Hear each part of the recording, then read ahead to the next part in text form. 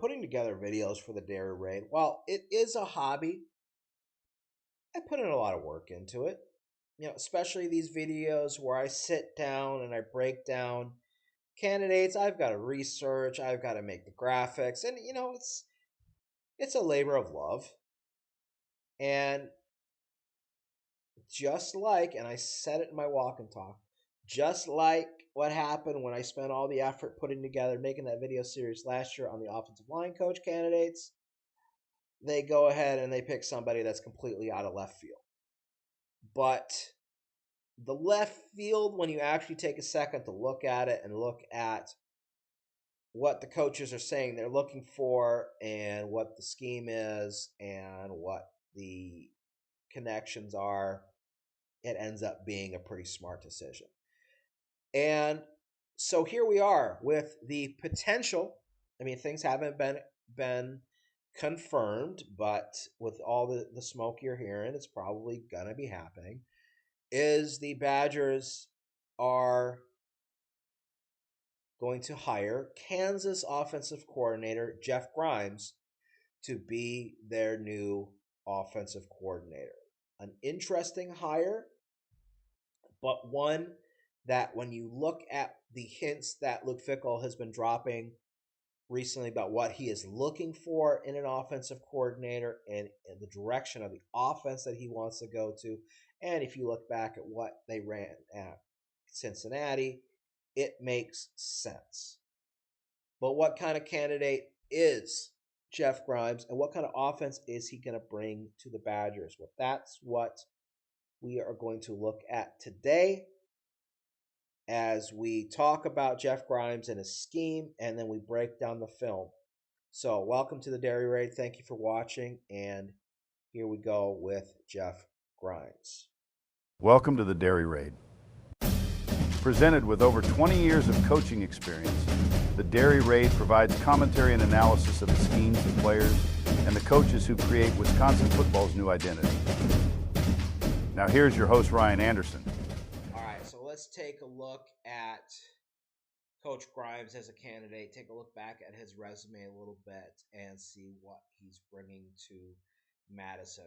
And we're starting off here. He had some other stops along the way, but starting off with his time at Boise State to kind of set the table for the relationship that he built with the coaches on that staff. He was there in 2000 and went with Dirk Cutter to Arizona State, where he was the offensive line run game coordinator. Following up, that was a 3-year stint at BYU before joining former Boise State assistant coach, who then turned into the head coach when Dirk Cutter moved on to the Arizona State job, and that's Dan Hawkins. So he followed him to Colorado, was an assistant head coach, offensive line coach, run game coordinator there. That's also when he worked with Mark Helfrich. First, he worked with him at Arizona State. Then again here at Colorado. Mark Helfrich went on to become the head coach and offensive coordinator at Oregon during Marcus Mariota's rise. It's a name to be looking out for in terms of quarterback coach. We'll just leave that there. After that, moved on to Auburn, where he won a national championship in 2010 as part of Gene Chizik's staff. Was not retained when Chizik was fired in 2012, and Gus Malzahn took over, so he moved on to Virginia Tech. Followed that up by a stint at LSU before he got his first coordinator job. He was the coordinator at BYU from 2018 to 2020. That encompassed the rise of Zach Wilson and his very successful 2020 season, which caused him to be the number 2 pick in the draft. After that, moved on to Baylor and was a Bryles Award nominee in 2022. Took over a real dumpster fire of an offense that was built under Larry Fedora and made them respectable. I think he was a scapegoat for a lot of the problems that happened at Baylor, and I think a lot of the Baylor media people will tell you the same thing. And so he was fired in 2023, and then took over for Andy Kotelnicki at Kansas in 2024. Kansas had a little bit of a regression offensively, at least at the beginning of the season this year. With Kotelnicki gone, I think a lot of it came down to quarterback play. I think Kotelnicki got a lot better quarterback play last season from Jalen Daniels' backup than he did from Jalen Daniels. And that spurred on their growth last season. And with Daniels back and the flaws in his game, the offense took a little bit of a step back. But if you look at it, they scored points. Same problem at Baylor. Now, his offense scored points. It's the defense decided that every game needed to be a shootout. Look at the point differential in a lot of those games, in a lot of those losses over those last 2 years, especially at Baylor and at Kansas, and you'll see it there. But Colorado turned it on in the second half of the season. I believe they won 4 out of the last 6 after starting the season with, I think they went 5 straight losses. So they were able to pick things up. So Jeff Grimes has a lot of the ideals that Luke Fickell has said that he is looking for in a coach. Strong running game background, pro style background, if we want to say that. Dirk Cutter went on to be a long-time offensive coordinator in the NFL, quarterback coach in the NFL. He's now the offensive coordinator at Boise State again. So there is that strong pro-style background in terms of the run game especially. But also, he as you're going to see in the film here in a second, his offense is adaptable to the personnel that he has. And you can tell that the offense is growing and changing throughout the years. So I'm really looking forward to seeing what Coach Grimes brings to the table in Madison in 2025, excuse me. Because again, it's what people have been asking for. So now you got it.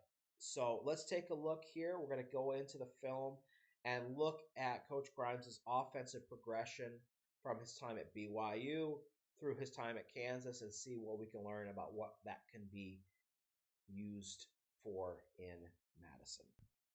All right, here we are. So we're going to take a look at the film, and we're going to go back and look at Coach Grimes' offense at BYU, at Baylor, and at Kansas. We can get a sense of how his offense evolved over the years, see how each stop changed his perspective on play calling based on personnel, and just get an overall feel of what we can expect from his offense. Now, I've taken long drives that end in touchdowns, and I know some of you are going to be saying that I'm cherry picking drives to make him look good. That's not the point. What I'm trying to do is show his offense, sustained drives, so I can see his offense in all the different areas of the field, so I can see play sequencing building off of each other as the ball moves down the field. I want to see his offense in the red zone, and I want to see his offense put balls in the end zone, because that's the point, right? We're trying to score, and I want to see how he builds a scoring drive. So here we go. We're starting with Baylor. Starting with BYU. This is 2020 BYU. And so we are starting here. We are in 12 personnel. Okay, so the running play action here, I don't know if this was by design to have the back go away, but it's amazing how even though the back doesn't flow that way, the linebackers still step down. And we're just running play action off of the wide zone blocking scheme. So they just step down and then they hinge across. And then we're just running curls and a dig and we would just be working across the field. So he's looking dig to curl. The backside curl is probably set to be a post if they get the right kind of leverage, and their corner is trying to wall into the outside, so that's probably why he sat down. But just simple 1 to 2, set the feet and throw. It's a long throw. Okay, we're looking at Zach Wilson, the college quarterback, not Zach Wilson, the NFL prospect. That's a pretty good throw. All right, so 12 personnel coming out. Grimes, if you look at the numbers of his offense, 11 personnel is his number one personnel group, but he runs a ton of 12 personnel. 12 personnel is number 2. So for some of the sweater vests, that should align with what they like better. All right, so 1st and 10, we're in sidecar alignment this time. They're running mesh. Everybody runs mesh. We're running mesh out of 12 personnel. Mesh with a hunt ball over the ball, wheel for the running back. But we're just reading leverage at the top of the screen. Get to the landmark, breakdown back to the sideline on the comeback. That's pretty easy pre-snap read. And set and throw. So we've seen play action. We've now seen mesh. Let's move it on. 2nd and 1. We love 2nd and short situations. For me, this is where I like to take a shot. Let's see what Coach Grimes does. So we're going to play action off the split flow inside zone. And so we got a real combo type scheme here. This is probably a package play where he wants to take a shot, that or he'd be coming back for the screen. Now, San Diego State doesn't necessarily smell this out pretty good.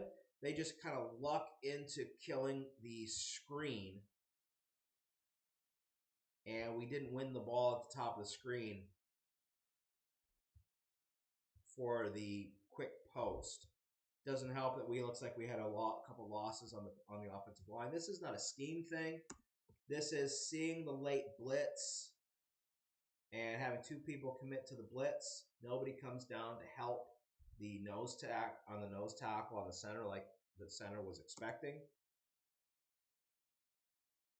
And we're lucky this ball is intercepted. But again, this is BYU. This is not Wisconsin.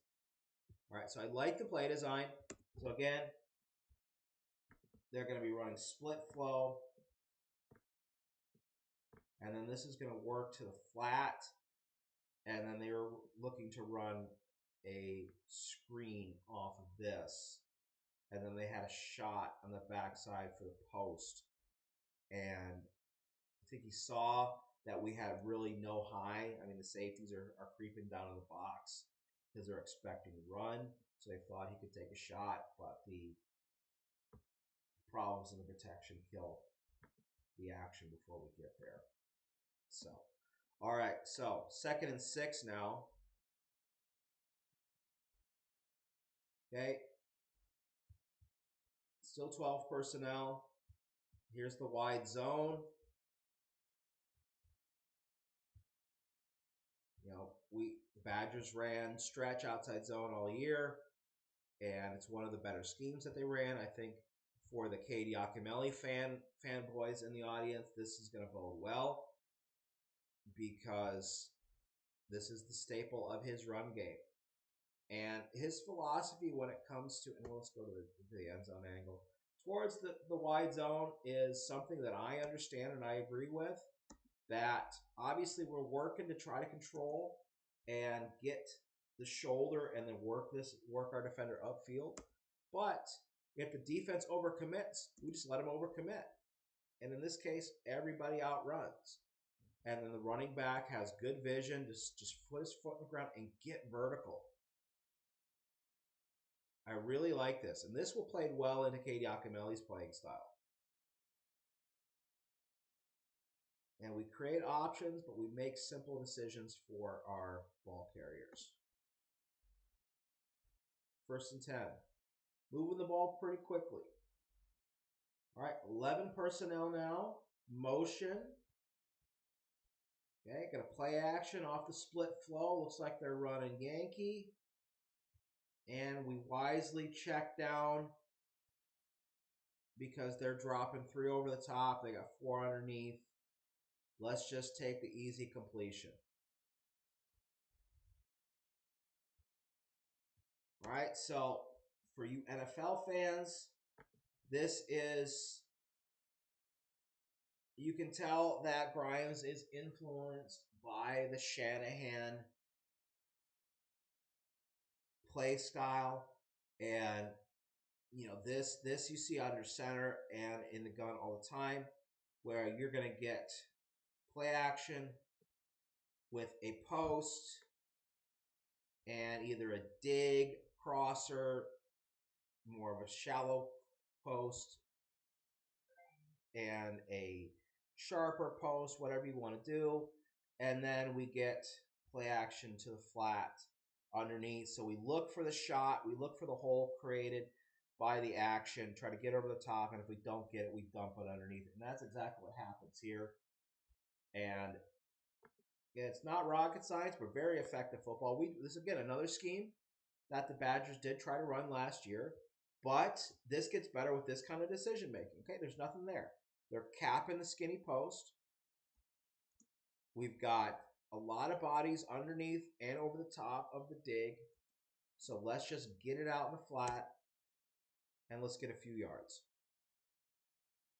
Okay, that's a smart check down. All right, so 5-yard gain. Take a 5-yard gain. Okay, 2nd and 5, 11 personnel, sidecar alignment, 2x2.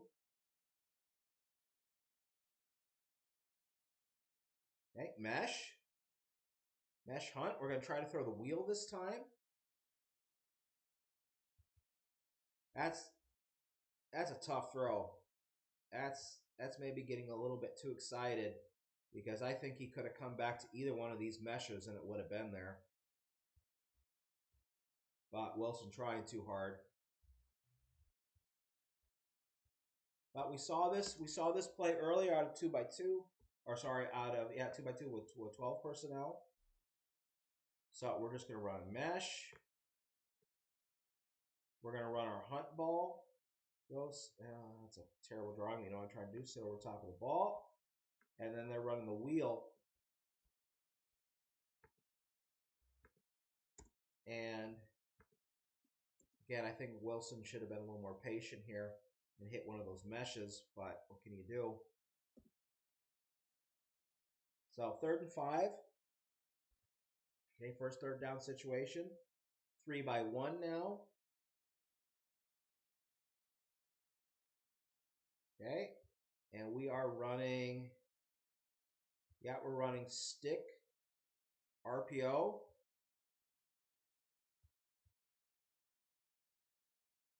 And essentially, I think we're reading right here. So we're reading overhang here. We've got the right box. Okay, so the run's gonna be there. The run's gonna be fine. Now let's see by the alignment of the defensive backfield if one of these sticks can give us a cleaner option. And no. So they're just sitting over the top, and we just hand it off on the outside zone, stick our foot in the ground, and we pick up the first down. Okay, simple and effective use of the RPO. We got pre-snap looking at numbers in the box. That lets us know that the run is going to be there. So now all we have to do is take a look at our overhang and where he ends up. All right, so 1st and 10.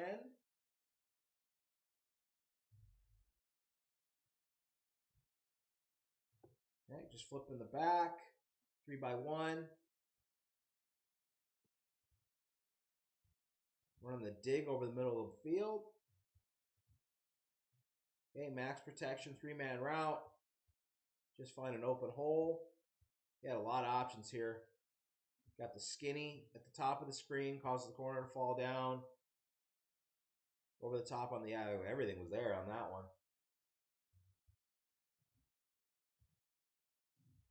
And they brought pressure, but with a good route combination, we can find some space. So get the ball at the 10-yard line now. Okay, 2 backs this time. Okay, mesh. Sit it over the ball. That's throwing the ball way too hard. That's getting really excited. But again, mesh, it doesn't get much more air raid than this. Everyone runs these concepts, whether you're an air raid coach or not. So mesh, sit over the ball, run to the corner with the wheel.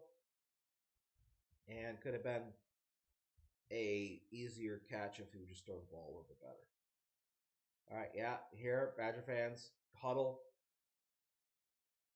Something I'm not excited about is how slow his offense runs in comparison to what we did last year. I like the tempo. The tempo is not the problem for the offense. Now we're starting to see a lot of the shift and the movement in the offense. You're going to see this develop more as we go forward. But we're just basically running a bash QB sweep here. Okay, show the little pop pass, and then just run QB sweep on the outside zone, pin and pull style. Okay, get the ball inside the 5 or at the 5. So now we're 3rd and 5 at the 5. 11 personnel. Quick roll. Just rip it in the flat. I mean, if you're going to play a loose alignment, that's a pretty easy ball. This is essentially a screen pass. And we get in the end zone. Again, so here, San Diego State is committing a bunch of bodies to the box. You get man coverage. And we just run a simple route concept. And into the end zone. All right. So that's BYU. That's his offense at BYU. So we saw the staples that we have heard is what we're going to expect. We saw wide zone. We saw play action off the wide zone. We saw attempts at screens. We've seen RPO. And we've seen a couple different personnel groups on one drive. All right. Things that we can put in our back pocket and be okay with going forward. All right, so next up, we're going to come up with a drive with Grimes at Baylor.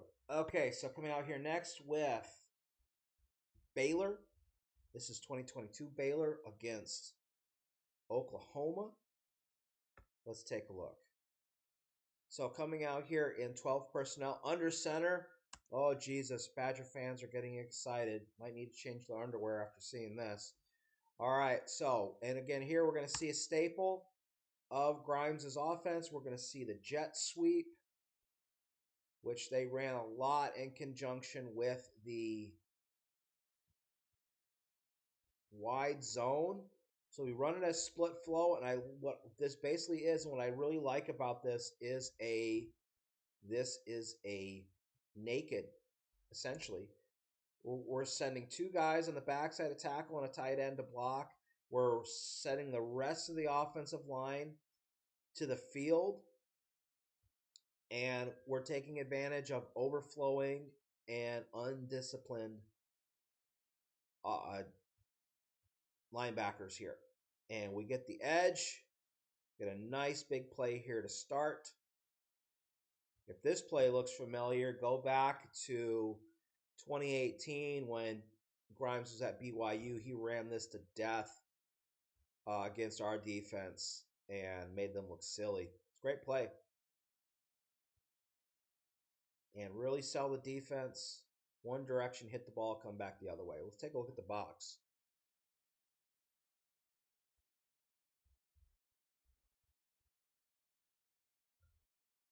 Really nice job. And again, it's the concept of the wide zone where we let the defense over pursue. The defense over pursues, and we get the ball going back to the backside. And you can do this with a cutback with the running back, or in this case, you can give this fly sweep. So that's not a bad place to start. All right, 1st and 10 again. Oh, same play. Come on. There we go. That's better. All right, we're in a 3-by-1 look. Still 12 personnel. Now we're going to play action off of the wide zone. Okay, and we've got our shallow into a wheel.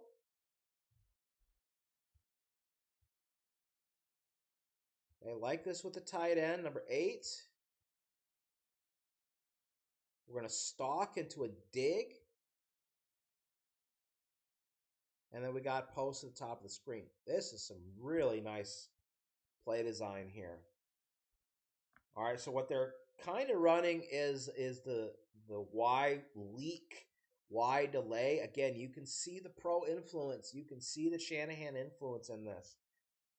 So we're sending the tight end across as if he was running the backside hunt block. Okay, and what I mean by that, you see this a lot in the wing T, where guys in the backside and they're running sweep or anything to the front side, they'll just come off and they'll be looking to create a wall on the second level. So by the time the ball carrier breaks through the front line and gets there, there'll be a guy there on the second level creating a wall that is coming across the flow of the defense. And they're kind of selling that action here, where we're going to come across and then wheel up the sideline. They come out like we're going to run a stock block and then just settle on the cross. And then we've got the clearing post here. All right, so I like that. This is a great concept. Nothing revolutionary. It's being run at all levels of football, but this is really nicely run. And again, setting off of the wide zone action. Quarterback play is going to be key, because that wheel takes time to develop. You got to have a guy who can move in the pocket and just go through his progression. Okay, 1st and 10. 2 straight first downs. Start this drive. All right, 3-by-1. Sidecar alignment this time. A little bit of motion. Okay, we're going to play action. And then just pressures there. Don't have time. So Oklahoma runs an edge blitz. And this is one thing that you'll see defensively against the wide zone is really aggressive on the back end. Try to chase it down. And luckily our running back gets his eyes up quickly, because he was definitely not really a part of this. So they're running curl. I think they would probably be running post off of this and dig. And we just dump it out because we got the backside pressure. Again, QB play is going to be key. So 2nd down, 2nd and 10. Okay, 2-by-2. Going to motion to a condensed look. Or are we in 3-by-1? Sorry, 3. Yeah, okay, so we're in a 3-by-1. We're actually in an overload type look. And we are going to be running just outside zone, wide zone QB read.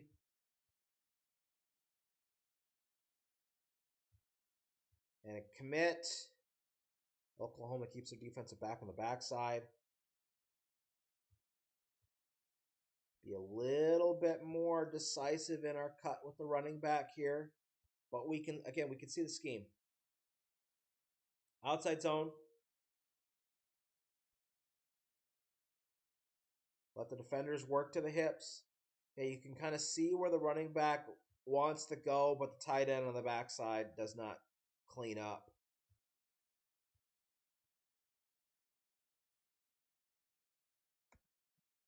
But outside zone. Scheme's there. Okay. Here we are. We're in a 3-by-1 look again. Okay, running inside zone this time. Or is this duo? Similar concept, same name. Different names. Hey, big boy football. New school big boy football.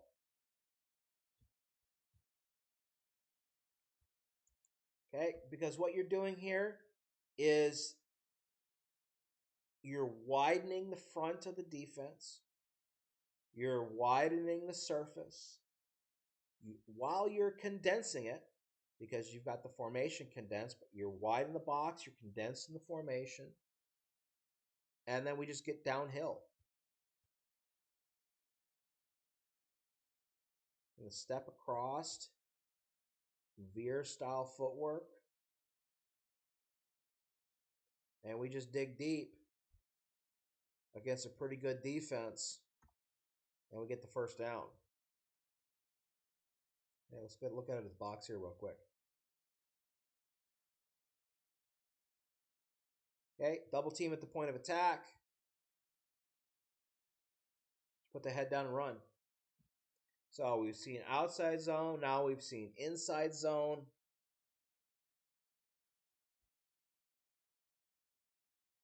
Okay, here we go. Come back to that same formation. Running the same play.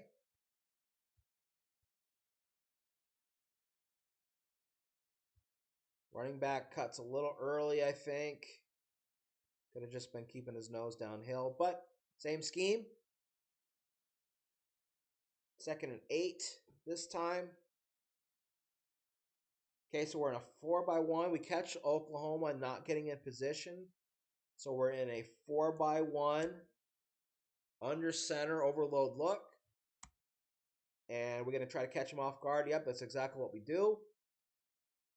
But Oklahoma out-athletes this. Now, I've said this before. Sometimes when you come out in funky formations, you got to actually give them time to get set on the defense, because the blockers need to find out where they're going to be too. And for some reason, the tight end just decides, yeah, I'm not going to block that guy. So do we have numbers? Yeah, I mean, shit, we block that linebacker. I think we get the edge. He's able to turn the corner, but instead, it turns into a loss. And we get a first down. Is there a face man? Don't care. Don't care. We're here to talk about the scheme. We're not worrying about what's actually happened in the game. All right, 3-by-1 look this time. Okay, we're on stick. Back shoulder ball to the back corner of the end zone. You need a big receiver. Somebody like a Joseph Griffin would be a great guy to throw a ball like this up to. I throw it maybe a little bit more back shoulder if you're not going to high point this. Bottom of the screen, we're just running stick. Stick nod. Badger fans, are we flashing back to any 3rd and 7 situation that Paul Christ ever ran? Because that's Jake Ferguson right there. Stick nod. All right. 1st and 2, get another penalty. Okay, Oklahoma's helping us out here. Under center. Heavy. We're on the wide zone. Got the fullback. Nice hard run. It doesn't matter where you are in the field. You can create space by scheme. So we condense the defense, we set it wide, and we cut back. When you only need 2 yards, you don't really need to do much with it. And there we go.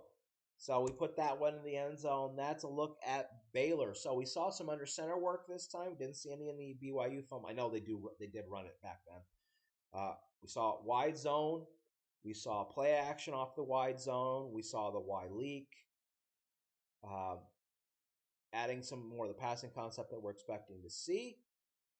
But I think you're starting to see a theme with how the offense is based, how it's set up. All right, so next we are going to take a look at Coach Grimes' offense at Kansas. All right, and finally, we have Kansas from this past season, 2024. This is Kansas against Colorado, being played at Arrowhead Stadium for some reason. Don't know why the University of Kansas is playing a home game in Missouri. But anyways, let's take a look. So right off the bat, we get a false start penalty. Of course, that's on the offensive coordinator, right, everybody?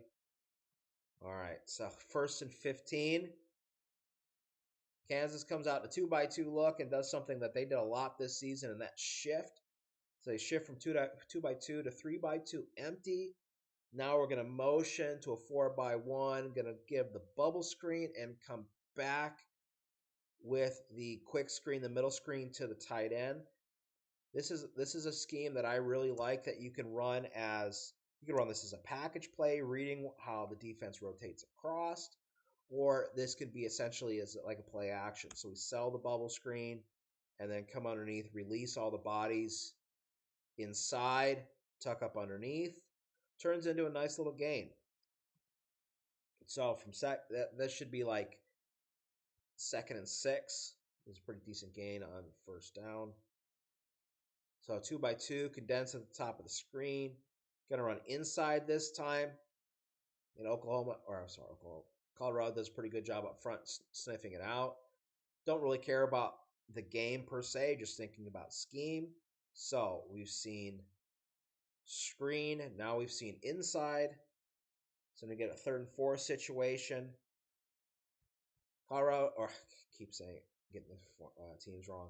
Kansas is in a 3-by-1 for some reason that the home camera decided they didn't want to film the receiver at the bottom of the screen. Got a motion. Colorado gets a pretty good jump. We're just running switch release at the top of the screen, and we're running just a quick little in at the bottom. We got the leverage. I mean, it's not a long situation. Too much of a cushion there. And nice easy ball from Jalen Daniels. He did not have a good season this year. And could say he regressed. Was it coaching? Was it his true self coming in? Who knows? Could say that Kansas's offense played a lot better when he was hurt last year. But we pick up the 1st down. All right, next up, we got a 3-by-1 condensed out of 12 personnel. Get a motion to, and now we're going to flip. We'll run a little bit of like this. Okay. So this right here, we're going to go back and we're going to diagnose it. This is something that you can tell that Jeff Grimes is keeping bits and pieces from the previous regimes, learning from the previous regimes. It's a fun little play like this. It's something that Andy Kotelnicki ran a lot at Kansas. So we're in 3-by-1. We shift to 2-by-2.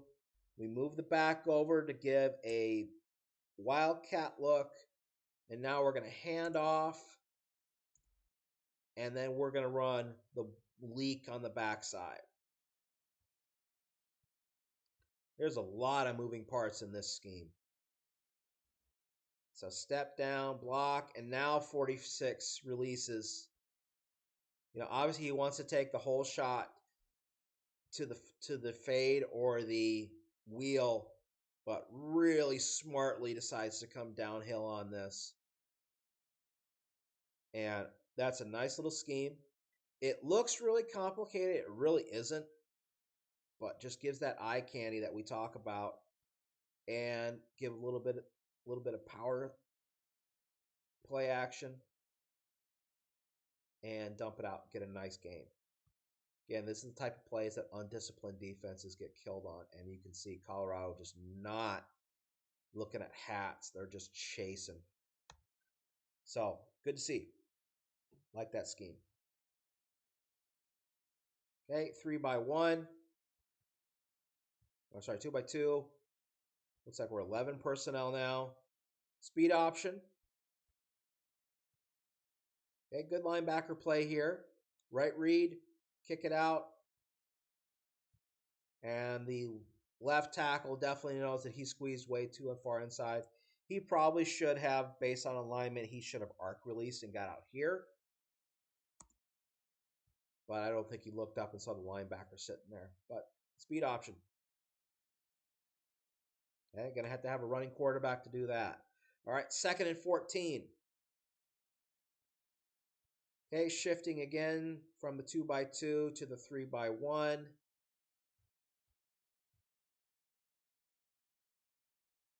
Okay, going to widen the formation a little bit. Empty. QB draw.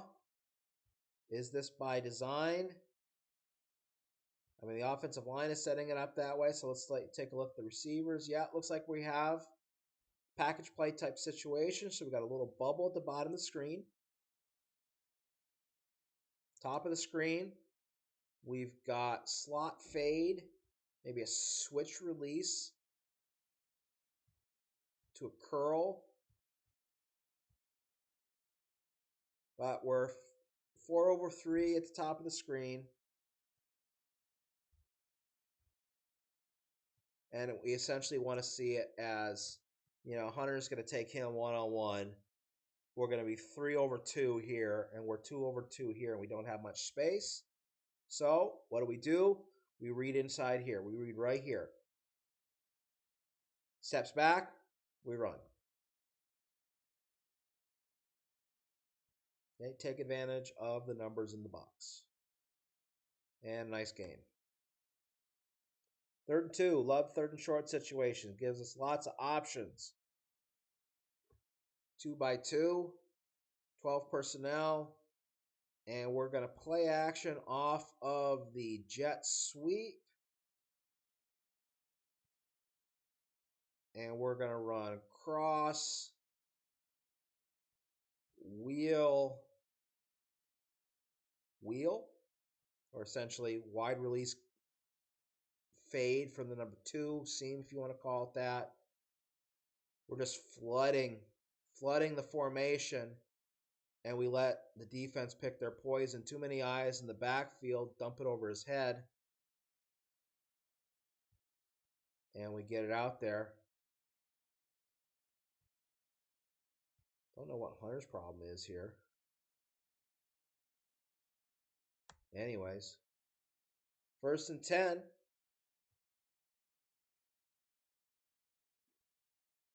Okay, again, shift. We saw tons of shifts like this during the Christ era.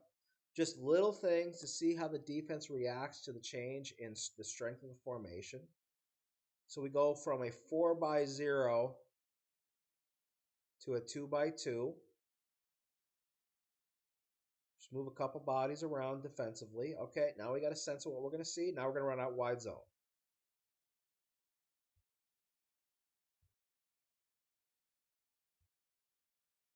And see, so what we get here really sets up vision for the ball carrier. So the shift, obviously Colorado's going to flip their defensive strength to go over to the formation. And we run wide zone to the weak side of the formation. Need to win a battle with 61 as the guard. But you can see that the uses of shifts to get the defense in where we want to get them. All right, so a little muddle huddle here. 3x1, open this time. According to the stats I looked at, this is actually one of his top formations this year, was his 3x1 look. Again, QB draw off of the shift. So let's look at what we got here. We got our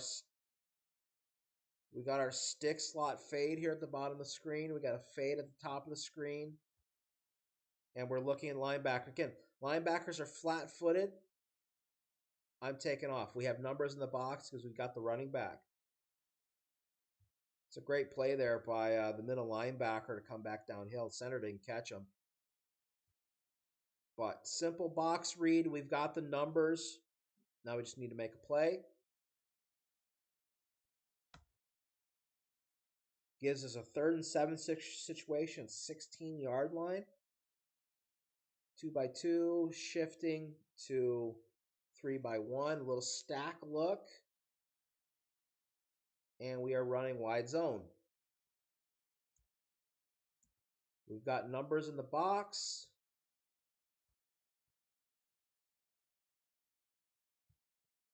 Because they need to respect a running quarterback. And we let the defense set their own edge. That's the beauty of the outside zone and the wide zone. The defense can set the edge for the offense, and the offense can use it to their advantage. Okay, combo up. Wide action. A little bit more downhill. Maybe a little more mid-zone. But the wide action sets the edges. And makes the cuts, the reads that much easier. All right, 4th and 1. Okay, love short yardage situations to see what we're looking at here. All right, so we've got, it's 12 personnel. Okay, that tight end that they use a lot is in the backfield. And they're just going to run backside, inside zone with a cutback.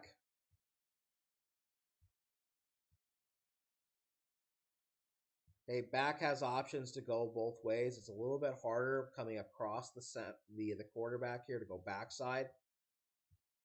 But we're getting set up here. Let's just look at how Colorado sets up the formation. I mean, Colorado's way overcommitting to this side. We've got 1, 2, 3, 4, 5, 6. 6 to fill 1, 2, 3, 4 gaps. Obviously, we need to pick up the fullback, but still, over here we've got 2 for 3, or sorry, 4 for 3 if we want to count the linebacker. So we just come back across. It's basically split flow. And as long as we win these battles a little bit more cleanly, this hits a lot easier. We still end up getting the first down. So 1st and goal now at the 9-yard line.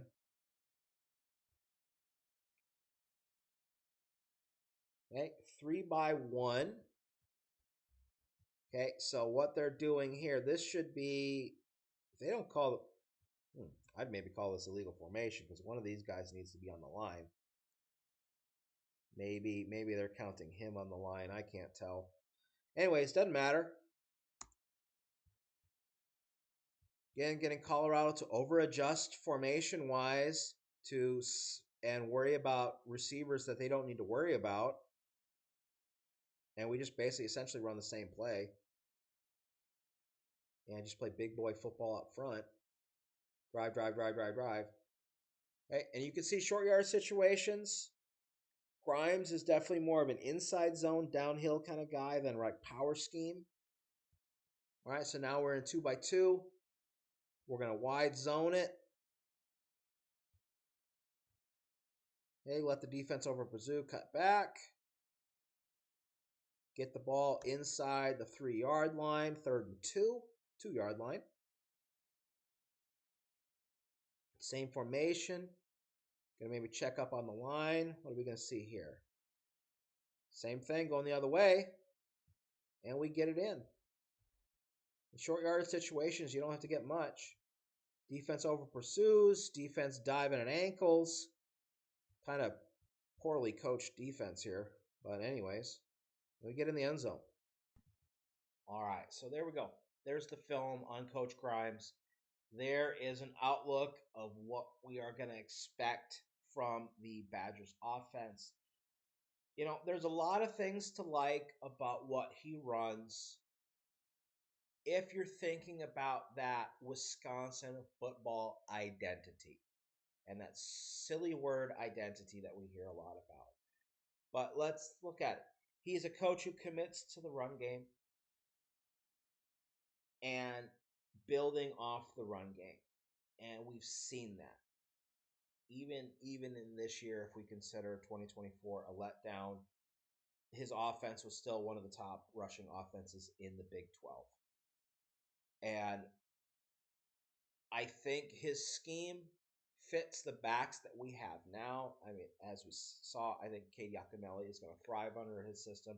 I think Dylan Jones is going to thrive under his system, and I think they're going to find unique ways to use Darian Dupree in this offense. As you can see, a lot of wheels, a lot of running backs out of the backfield, kind of things like that.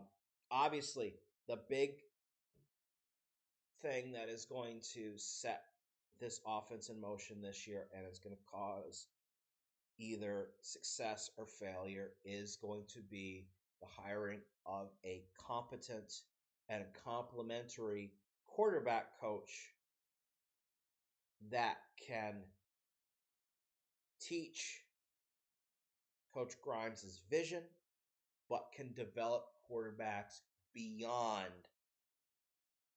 being a serviceable facilitator of the running game. And when we have a quarterback who can play beyond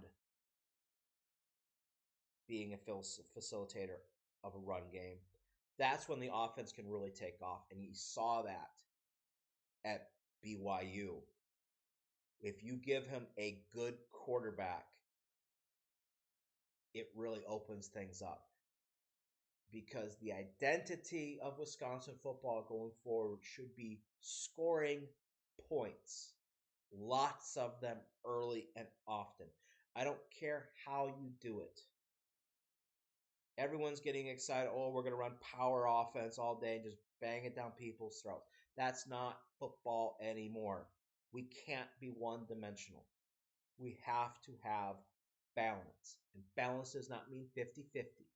Balance means you can have a focus, but you have enough offensive competency that when defenses decide they're going to take away what you're good at, that you can still function. We didn't have that for 30 years at Wisconsin. We have to have that going forward. So I hope that Coach Grimes understands this. Obviously, I think he does. And I am looking forward to seeing what he brings to Wisconsin. More importantly, I'm looking forward to hearing what he has to say about his vision for Wisconsin football. So, there it is. All right.